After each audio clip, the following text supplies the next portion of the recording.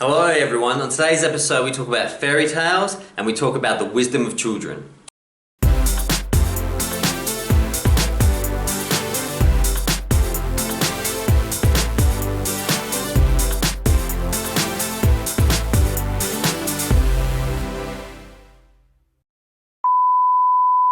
Hello everyone, I'm very excited to do today's episode. The wisdom that's found in children, the innate intelligence we're born with that we unlearn as we swap our innate intelligence for social graces, society, understanding what the Kardashians' latest lipstick is called, and we get conformed into a different way of being, the sort of modern human being, the Western stressed out, freaking out, hypertension, diabetes, unhealthy, non-human. And it's a de-evolution, and what I can't wait to talk about today is sort of looking at through the eyes of children and how they may see this situation. And as always, I'm going to begin with a quote, and that quote is, "I left the fairy tales lying on the floor of the nursery, and I have not found any books so sensible yet." G.K. Chesterton. Isn't it true? Really, life is pretty crazy, you know. We go to sleep at night, we have crazy dreams, we wake up in the morning, what we expect doesn't happen, unusual things happen, global things happen, and really life is an ununderstandable, unfathomable series of events. As adults, we try and create little textbooks, or we buy into science, which is the classification of the natural order, and we give things names. We say, well, that's a cloud. It's not a cloud, it's just a word we give it, and then we think we're in control of the clouds or the weather systems because we can name them. But in reality, life is much crazier and weirder, and the children's books don't mind exploring those concepts of flying or witches or magic, which is really at the heart of reality. So my personal story is that, you know, looking at children, and particularly my daughters, watching them play and watching them being completely present and engaged in the moment. As any parent knows, when it's dinner or you've just made dinner and you call out to your kids, and I know I'm always yelling out, Claudia, Claudia, and she's just so focused on what she's doing. She might be colouring in or playing with her sister, and they're totally enveloped in the moment. Their problems and concerns are dealt with as they come to them. You know, children will get upset, but it's properly upset. You know, they're getting upset because something's happening in the moment, but you rarely see them moping around for days and days, you know, carrying that suffering with them. They're generally in bliss, and that's how we're born.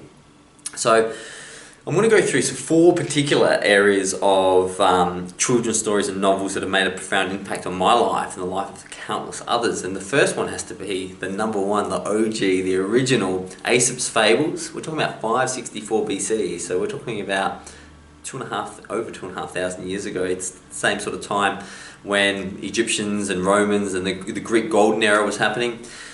And The Hare and the Tortoise is probably one of the most famous Aesop's Fables. You know, the understanding that story was all about, you know, taking your time, being patient, seeing life for what it is, not rushing. Such a valuable story now. But what we forget is that whether you're watching a modern blockbuster at the cinema, like Avatar or Titanic, the seeds for all those stories have already been written. The lessons have already been learned. It's just that we constantly reinterpret them and overcomplicate them and find it difficult to absorb the real messages behind them.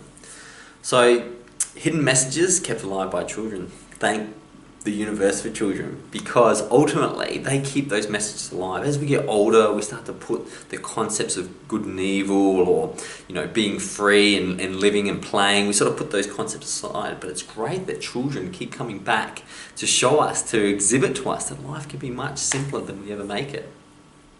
Enter the kingdom of God as a child. One of Jesus' most powerful statements across the New Testament was talking about children. At the time, in, you know, the Palestine of the time, children weren't treated with any respect. Before your bar mitzvah, as the Jewish tradition was, that children weren't to be seen and not heard. But Jesus was totally, you know, like he was a rebel raiser. He was totally against that. He believed and fundamentally said in the passages of the Bible that to enter the kingdom of God, you must have the heart of a child. So what did he mean? Well, children don't run around stressing. Children don't question, you know, don't worry. They simply be, and they unconditionally love. They don't think, well, you know, I'm not going to love my parents anymore because, you know, they haven't done X, Y, and Z, which I see in so many relationships today. Entering the kingdom of God as a child will allow you entry. And what Jesus was really saying is that the minute you become a child, you become blissful and you become a forgiving and well-natured person. You enter the kingdom of God immediately, because your reward is the way you see the world. Never tell the moral, you must learn for yourself. One of the great things about good fantasy good children's books, good stories, is they don't tell you the moral. Telling someone the moral is like saying the punchline of a joke before you say the joke. Not only is it poor form, but it totally removes the essence of what you're trying to do. You're trying to create an emotional experience where someone laughed. People need to learn for themselves. The Buddha used to say the answer is not in the sky. And what he meant by that was learn through direct experience. And whenever you're using a moral or a story or trying to guide someone to help them reach enlightenment, it's really important. Just tell them the story. And if they ask you what does it mean, go, I don't know. What do you think it means? Now, this is where I'm going to use an illustration. I'm going to show you something that I find very, very profound that was originally simply a children's song, nursery rhyme. And that song is that we all know, row, row, row your boat gently down the stream.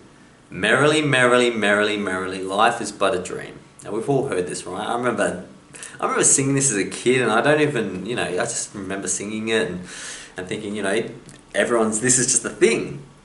And it was recently that I sort of was reminded that it has some deep and powerful meanings. And these are the hidden messages and meanings that we're trying to deliver through children or trying to deliver through generations. So let's think about this.